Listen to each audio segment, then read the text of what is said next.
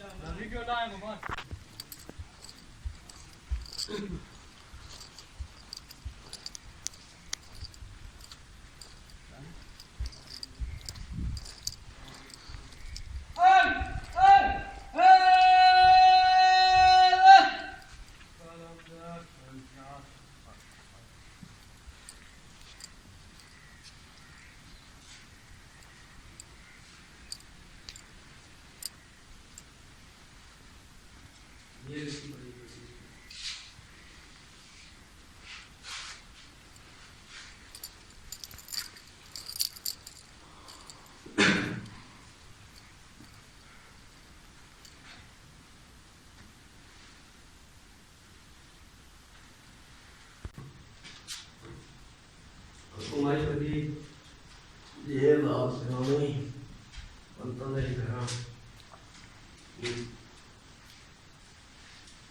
یہ بند ہے بھی پہلے جسم تھا سکتی تو اس کو پلس کر کے بند کر کے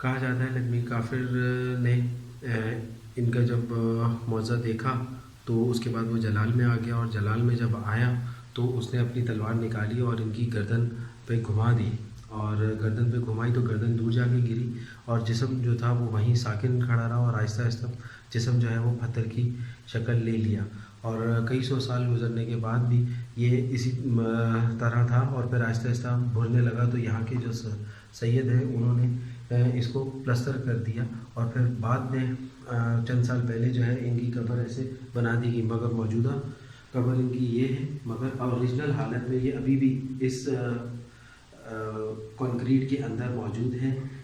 یہ وہ معجزہ ہے زندہ جو ان کے فادر نے ان کے ساتھ کیا. کیوں کیا یہ ہم ابھی آپ کو بتاتے ہیں.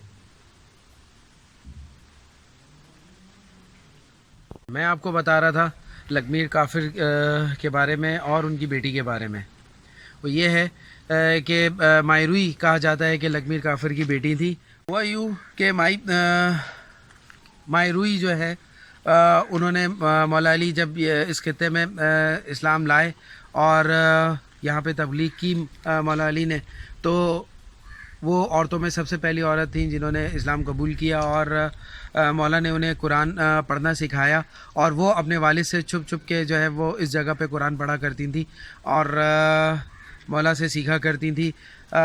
والد نے ان کو کئی بار سمجھایا, والد نے کئی بار سمجھانے کے باوجود بھی وہ نہیں سمجھی, اور ایک دن وہ مچھ کے آگے بیٹھی ہوئی قرآن پڑھ رہی تھی. پیچھے سے لکھمیر کافر یعنی کہ ان کے والد آ گئے اور انہوں نے بہت جلال میں یا غصے میں آ کے جو ہے وہ ان کو ڈانٹا, اور وہ آگے سے نہیں سنا اور وہ پڑھتی رہی, اور انہوں نے اٹھایا اور قرآن جو ہے وہ اس آگ میں پھینک دیا.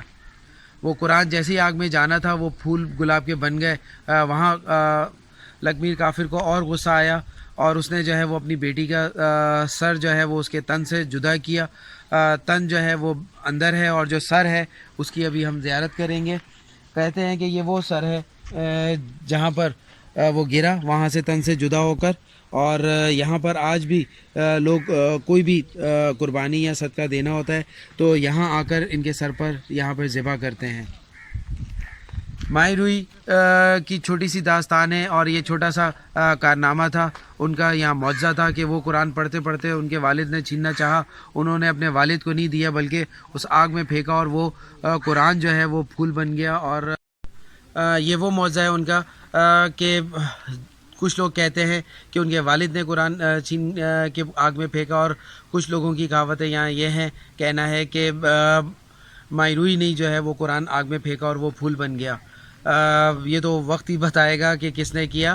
یہاں کی کہاوتیں تھیں جو میں نے آپ کو بتائیں. یہ وہ معجزے ہیں مائی روئی کے جو قرآن کا اتنا بلیو رکھتی تھیں قرآن پر اور ان مولا علی کی تعلیمات پر کہ انہوں نے مرنے کو ترجیح دی, اپنے آپ کو شہادت کے درجے پہ پہنچانے کے لیے ترجیح دی, اور اپنے والد کے آگے گھٹنے نہیں ٹیکے.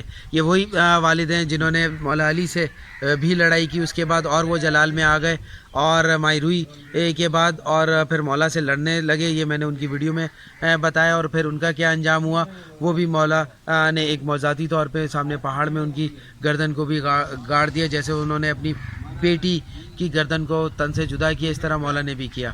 یہ وہ سچی کہانیاں ہیں, یہ وہ اہل بیت کے ذکر ہیں جو اہل بیت نے گائے بگائے یہاں آ کر لوگوں کی خدمت انجام دی. اور یہ مائی روئی ان فالوورز میں سے ہیں جو ایمان لاتے ہی اس پختہ یقین پہ پہنچ گئی جس کا جواز آج بھی نہیں ملتا, جس کا وہ عقیدہ آج بھی لوگوں میں وہ اب نہیں ملتا جو اس وقت کے لوگوں میں عقیدہ تھا. مائی روئی اپنے پیچھے ایک کہانی, ایک مثال چھوڑ گئی کہ بلیو آہستہ آہستہ نہیں آتا, بلیو آتا ہے تو ایک بار ہی آتا ہے اور ایسا آتا ہے کہ وہ ڈٹ جاتا ہے.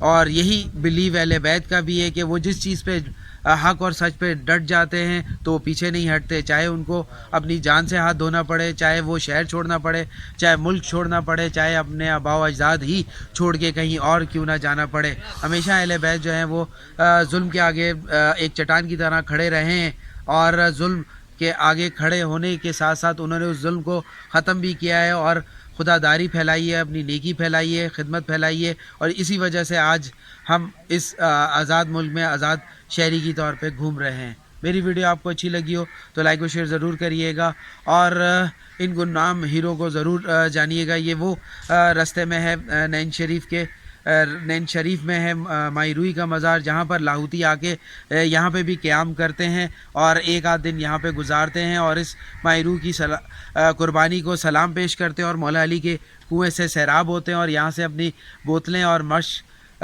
بھر کے جو ہے وہ آگے کی طرف چل پڑتے ہیں. نئے ہیں میرے چینل پر تو سبسکرائب کریں اور لائک و شیئر کرنا نہ بھولیے گا. السلام علیکم.